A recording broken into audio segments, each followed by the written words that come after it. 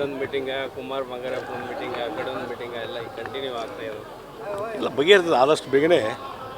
ಇದೆಲ್ಲವೂ ಈ ಎಲ್ಲ ಸಮಸ್ಯೆಗಳಿಗೆ ಒಂದು ಇತ್ಯರ್ಥ ಅನ್ನೋದು ಇದ್ದೇ ಇರ್ತದೆ ರಾಜಕೀಯ ಪಕ್ಷದಲ್ಲಿ.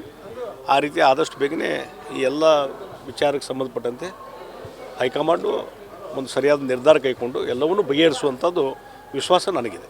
ಜನವರಿಗೆ ಮತ್ತೆ ಹೊಸ ಪ್ರವಾಸ ಮಾಡಬೇಕು ಅಂತ ಹೇಳಿ ಹೊಸ ಪ್ರವಾಸ ಅಲ್ಲ ಮಾಡಬೇಕು ಮಾಡಲಿ ಎಲ್ಲವನ್ನೂ ಮೇಲೆ ಹೈಕಮಾಂಡ್ದವರು ಗಮನಿಸ್ತಾ ಇದ್ದಾರೆ. ಅವ್ರು ಇದಕ್ಕೊಂದು ಸಮಾಧಾನಕರ ರೀತಿಯಲ್ಲಿ ಇದನ್ನು ಇತ್ಯರ್ಥ ಮಾಡ್ತಾರೆ ಅನ್ನುವಂಥ ವಿಶ್ವಾಸ ನನಗಿದೆ. ಈಗ ಕಾಂಟ್ರಾಕ್ಟರ್ಗಳು ಭಾಳ ಆತ್ಮಹತ್ಯೆ ಮಾಡ್ಕೊಂತ ಇದ್ದಾರೆ.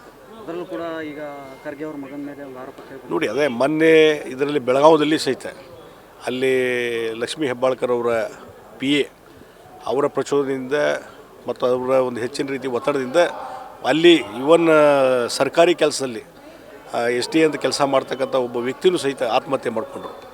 ಅದು ಸಹಿತ ಇನ್ನೂ ಎನ್ಕ್ವೈರಿ ನಡೀತಾ ಇದೆ. ಅದ್ರ ಬಗ್ಗೆಯೂ ಯಾರೂ ಅರೆಸ್ಟ್ ಮಾಡಲಿಲ್ಲ. ಬೇಲ್ ತೊಗೊಂಡ್ಬಂದು ಅವರು ಮತ್ತೆ ಕೆಲಸಕ್ಕೆ ಹಾಜರಾಗುವಂಥದ್ದು ಇದೆಲ್ಲ ನಡೀತಾ ಇದೆ. ಹೀಗಾಗಿ ಈ ಸರ್ಕಾರದ ಆಡಳಿತ ವ್ಯವಸ್ಥೆ ಸಂಪೂರ್ಣ ಹದಗೆಟ್ಟಿದೆ ಮತ್ತು ಭ್ರಷ್ಟಾಚಾರ ಮಿತಿ ಮೀರ್ತಾ ಇದೆ. ಎಲ್ಲ ಕಡೆ ಭ್ರಷ್ಟಾಚಾರ ಮಿತಿ ಮೀರ್ತದೆ. ಇವತ್ತು ನೇರವಾಗಿ ಪ್ರಿಯಾಂಕಾ ಖರ್ಗೆ ಅವರ PA ಅವನ ಒತ್ತಡದಿಂದ ನಾನು ಆತ್ಮಹತ್ಯೆ ಮಾಡ್ಕೊಂಡಿದ್ದೇನೆ ಮತ್ತು ಹಲವಾರು ಶಾಸಕರ ಮೇಲೆ ಇವತ್ತು ಹೆಚ್ಚಿನ ರೀತಿಯಂಥ ಅವ್ರಿಗೆ ಬೆದರಿಕೆ ಇದೆ ಅನ್ನುವಂಥ ರೀತಿಯಲ್ಲಿ ಅವರು ಪತ್ರ ಬರೆದು ಹಾಕಿದಾಗೂ ಸಹಿತಕ್ಕೆ ಅದನ್ನು FIR ಮಾಡಲಿಕ್ಕೂ ತಯಾರಿರಲಿಲ್ಲ, ಕಂಪ್ಲೇಂಟ್ ತೊಗೊಳಕ್ಕೂ ತಯಾರಿರಲಿಲ್ಲ. ಕೊನೆಗೆ ಭಾರತೀಯ ಜನತಾ ಪಾರ್ಟಿಯಿಂದ ಹೋರಾಟ ಆಗಿ ಕಾನೂನು ರೀತಿ ಹೋರಾಟ ಆಗಿ ಕೋರ್ಟಿನ ಡೈರೆಕ್ಷನ್ ಆದಮೇಲೆ FIR ಫೈಲ್ ಮಾಡ್ತಾರೆ. ಇದೊಂದು ಅರಾಜಕತೆ. ಇವತ್ತೇನು ರಾಜ್ಯದಲ್ಲಿರುವಂಥ ಸರ್ಕಾರದಿಂದ ಒಂದು ಅರಾಜಕತೆಯ ಮತ್ತೊಂದು ಮುಖ ಅಂತ ಹೇಳ್ಬೋದು. ಇದರಿಂದ ಜನರು ತೊಂದರೆ ಅನುಭವಿಸ್ತಾ ಇದ್ದಾರೆ, ಹಿಂಸೆ ಅನುಭವಿಸ್ತಾ ಇದ್ದಾರೆ ಮತ್ತು ಭ್ರಷ್ಟಾಚಾರ ಮಿತಿ ಮೀರ್ತಾ ಇದೆ. ಒಬ್ಬೊಬ್ಬರನ್ನು BJPಯಲ್ಲಿ ಅರೆಸ್ಟ್ ಮಾಡೋದು, FIR ಹಾಕೋದು ಅದೇ ಒಂದು ರಾಜಕೀಯವಾಗಿ ಒಂದು ರೀತಿ ಸೇಡು ತೀರಿಸುವಂಥ ಕೆಲಸ. ಯಾವಾಗ ಸಿದ್ದರಾಮಯ್ಯನವ್ರ ಮೇಲೆ ಮುಡದ ಹಗರಣ ಬಂತು ಮತ್ತು ವಾಲ್ಮೀಕಿ ಆ ಕಾರ್ಪೊರೇಷನ್ದ ಹಗರಣ 100 ಕೋಟಿ ಹಗರಣ ಇದಾದ ಮೇಲೆ ಎಲ್ಲಿವರೆಗೆ ಸಿದ್ದರಾಮಯ್ಯವರು ರಾಜೀನಾಮೆ ಕೊಡುವಂಥ ಪ್ರಸಂಗ ಸೃಷ್ಟಿಯಾದಂಥ ಸಂದರ್ಭದಲ್ಲಿ ಅದನ್ನು ಡೈವರ್ಟ್ ಮಾಡೋ ಸಲುವಾಗಿ ಇವತ್ತು ಭಾರತೀಯ ಜನತಾ ಪಾರ್ಟಿ ನಾಯಕರನ್ನು ಟಾರ್ಗೆಟ್ ಇಟ್ಟು ಕೇಸ್ ಹಾಕೋದು, SIT ಮಾಡೋದು, ಆಮೇಲೆ ಇವತ್ತು ನ್ಯಾಯಾಂಗ ತನಿಖೆಯ ವರದಿಯನ್ನು ಇಂಟೀರಿಯಮ್ ವರದಿ ಅಂತ ತೆಗೆದುಕೊಳ್ಳೋದು, ಅದರ ಆಧಾರದ ಮೇಲೆ FIR ಮಾಡೋದು. ಬಹುಶಃ ನನ್ನ ರಾಜಕೀಯ ಇತಿಹಾಸದಲ್ಲಿ ಈ ರೀತಿ ಪ್ರಕರಣಗಳನ್ನು ಎಲ್ಲಿ ನೋಡಿಲ್ಲ. ಇವತ್ತು ಒಂದು ಶೇಡಿನ ರಾಜಕಾರಣ ಈ ಸಿದ್ದರಾಮಯ್ಯ ಸರ್ಕಾರ ಮಾಡ್ತಾರೆ. ಇಲ್ಲೊಂದು ಮೀಟಿಂಗ ಕುಮಾರ್ ಬಂಗಾರಪ್ಪ ಒಂದು ಮೀಟಿಂಗ ಆ ಕಡೆ ಒಂದು ಮೀಟಿಂಗ ಎಲ್ಲ ಈಗ ಕಂಟಿನ್ಯೂ ಆಗ್ತಾ ಇರೋದು. ಎಲ್ಲ ಬಗೆಹರಿತದೆ ಆದಷ್ಟು ಬೇಗನೆ. ಇದೆಲ್ಲವೂ ಈ ಎಲ್ಲ ಸಮಸ್ಯೆಗಳಿಗೆ ಒಂದು ಇತ್ಯರ್ಥ ಅನ್ನೋದು ಇದ್ದೇ ಇರ್ತದೆ ರಾಜಕೀಯ ಪಕ್ಷದಲ್ಲಿ. ಆ ರೀತಿ ಆದಷ್ಟು ಬೇಗನೆ ಈ ಎಲ್ಲ ವಿಚಾರಕ್ಕೆ ಸಂಬಂಧಪಟ್ಟಂತೆ ಹೈಕಮಾಂಡು ಒಂದು ಸರಿಯಾದ ನಿರ್ಧಾರ ಕೈಗೊಂಡು ಎಲ್ಲವನ್ನೂ ಬಗೆಹರಿಸುವಂಥದ್ದು ವಿಶ್ವಾಸ ನನಗಿದೆ. ಜನವರಿಗೆ ಮತ್ತೆ ಹೊಸ ಪ್ರವಾಸ ಮಾಡಬೇಕು ಅಂತ ಹೇಳಿ ಹೊಸ ಪ್ರವಾಸ ಅಲ್ಲ ಮಾಡಲಿ ಎಲ್ಲವನ್ನೂ ಮೇಲೆ ಹೈಕಮಾಂಡ್ದವರು ಗಮನಿಸ್ತಾ ಇದ್ದಾರೆ.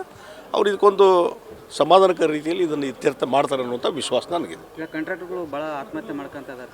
ಅದರಲ್ಲೂ ಕೂಡ ಈಗ ಖರ್ಗೆ ಅವ್ರ ಮಗನ ಮೇಲೆ ಒಂದು ಆರೋಪ ನೋಡಿ, ಅದೇ ಮೊನ್ನೆ ಇದರಲ್ಲಿ ಬೆಳಗಾವದಲ್ಲಿ ಸಹಿತ ಅಲ್ಲಿ ಲಕ್ಷ್ಮೀ ಹೆಬ್ಬಾಳ್ಕರ್ ಅವರ PA ಅವರ ಪ್ರಚೋದನೆಯಿಂದ ಮತ್ತು ಅವರ ಒಂದು ಹೆಚ್ಚಿನ ರೀತಿ ಒತ್ತಡದಿಂದ ಅಲ್ಲಿ ಇವನ್ ಸರ್ಕಾರಿ ಕೆಲಸದಲ್ಲಿ ST ಅಂತ ಕೆಲಸ ಮಾಡ್ತಕ್ಕಂಥ ಒಬ್ಬ ವ್ಯಕ್ತಿನೂ ಸಹಿತ ಆತ್ಮಹತ್ಯೆ ಮಾಡಿಕೊಂಡ್ರು. ಅದು ಸಹಿತ ಇನ್ನೂ ಎನ್ಕ್ವೈರಿ ನಡೀತಾ ಇದೆ. ಅದ್ರ ಬಗ್ಗೆಯೂ ಯಾರೂ ಅರೆಸ್ಟ್ ಮಾಡಲಿಲ್ಲ. ಬೇಲ್ ತೊಗೊಂಡ್ಬಂದು ಅವರು ಮತ್ತೆ ಕೆಲಸಕ್ಕೆ ಹಾಜರಾಗುವಂಥದ್ದು ಇದೆಲ್ಲ ನಡೀತಾ ಇದೆ. ಹೀಗಾಗಿ ಈ ಸರ್ಕಾರದ ಆಡಳಿತ ವ್ಯವಸ್ಥೆ ಸಂಪೂರ್ಣ ಹದಗೆಟ್ಟಿದೆ ಮತ್ತು ಭ್ರಷ್ಟಾಚಾರ ಮಿತಿ ಮೀರ್ತಾ ಇದೆ. ಎಲ್ಲ ಕಡೆ ಭ್ರಷ್ಟಾಚಾರ ಮಿತಿ ಮೀರ್ತದೆ. ಇವತ್ತು ನೇರವಾಗಿ ಪ್ರಿಯಾಂಕಾ ಖರ್ಗೆ ಅವರ PA ಅವನ ಒತ್ತಡದಿಂದ ನಾನು ಆತ್ಮಹತ್ಯೆ ಮಾಡ್ಕೊಂಡಿದ್ದೇನೆ ಮತ್ತು ಹಲವಾರು ಶಾಸಕರ ಮೇಲೆ ಇವತ್ತು ಹೆಚ್ಚಿನ ರೀತಿಯಂಥ ಅವ್ರಿಗೆ ಬೆದರಿಕೆ ಇದೆ ಅನ್ನುವಂಥ ರೀತಿಯಲ್ಲಿ ಅವರು ಪತ್ರ ಬರೆದು ಹಾಕಿದಾಗೂ ಸಹಿತಕ್ಕೆ ಅದನ್ನು FIR ಮಾಡಲಿಕ್ಕೂ ತಯಾರಿರಲಿಲ್ಲ, ಕಂಪ್ಲೇಂಟ್ ತೊಗೊಳಕ್ಕೂ ತಯಾರಿರಲಿಲ್ಲ. ಕೊನೆಗೆ ಭಾರತೀಯ ಜನತಾ ಪಾರ್ಟಿಯಿಂದ ಹೋರಾಟ ಆಗಿ ಕಾನೂನು ರೀತಿ ಹೋರಾಟ ಆಗಿ ಕೋರ್ಟಿನ ಡೈರೆಕ್ಷನ್ ಆದಮೇಲೆ FIR ಫೈಲ್ ಮಾಡ್ತಾರೆ. ಇದೊಂದು ಅರಾಜಕತೆ. ಇವತ್ತೇನು ರಾಜ್ಯದಲ್ಲಿರುವಂಥ ಸರ್ಕಾರದಿಂದ ಒಂದು ಅರಾಜಕತೆಯ ಮತ್ತೊಂದು ಮುಖ ಅಂತ ಹೇಳ್ಬೋದು. ಇದರಿಂದ ಜನರು ತೊಂದರೆ ಅನುಭವಿಸ್ತಾ ಇದ್ದಾರೆ, ಹಿಂಸೆ ಅನುಭವಿಸ್ತಾ ಇದ್ದಾರೆ ಮತ್ತು ಭ್ರಷ್ಟಾಚಾರ ಮಿತಿ ಮೀರ್ತಾ ಇದೆ. ಒಬ್ಬೊಬ್ಬರನ್ನು BJPಯಲ್ಲಿ ಅರೆಸ್ಟ್ ಮಾಡೋದು, FIR ಹಾಕೋದು ಅದೇ ಒಂದು ರಾಜಕೀಯವಾಗಿ ಒಂದು ರೀತಿ ಸೇಡು ತೀರಿಸುವಂಥ ಕೆಲಸ. ಯಾವಾಗ ಸಿದ್ದರಾಮಯ್ಯನವ್ರ ಮೇಲೆ ಮುಡದ ಹಗರಣ ಬಂತು ಮತ್ತು ವಾಲ್ಮೀಕಿ ಆ ಕಾರ್ಪೊರೇಷನ್ದ ಹಗರಣ 100 ಕೋಟಿ ಹಗರಣ ಇದಾದ ಮೇಲೆ ಎಲ್ಲಿವರೆಗೆ ಸಿದ್ದರಾಮಯ್ಯವರು ರಾಜೀನಾಮೆ ಕೊಡುವಂಥ ಪ್ರಸಂಗ ಸೃಷ್ಟಿಯಾದಂಥ ಸಂದರ್ಭದಲ್ಲಿ ಅದನ್ನು ಡೈವರ್ಟ್ ಮಾಡೋ ಸಲುವಾಗಿ ಇವತ್ತು ಭಾರತೀಯ ಜನತಾ ಪಾರ್ಟಿ ನಾಯಕರನ್ನು ಟಾರ್ಗೆಟ್ ಇಟ್ಟು ಕೇಸ್ ಹಾಕೋದು, SIT ಮಾಡೋದು, ಆಮೇಲೆ ಇವತ್ತು ನ್ಯಾಯಾಂಗ ತನಿಖೆಯ ವರದಿಯನ್ನು ಇಂಟೀರಿಯಮ್ ವರದಿ ಅಂತ ತೆಗೆದುಕೊಳ್ಳೋದು, ಅದರ ಆಧಾರದ ಮೇಲೆ FIR ಮಾಡೋದು ಬಹುಶಃ ನನ್ನ ರಾಜಕೀಯ ಇತಿಹಾಸದಲ್ಲಿ ಈ ರೀತಿ ಪ್ರಕರಣಗಳನ್ನು ಎಲ್ಲಿ ನೋಡಿಲ್ಲ. ಇವತ್ತು ಒಂದು ಶೇಡಿನ ರಾಜಕಾರಣ ಈ ಸಿದ್ದರಾಮಯ್ಯ ಸರ್ಕಾರ ಮಾಡ್ತಾರೆ.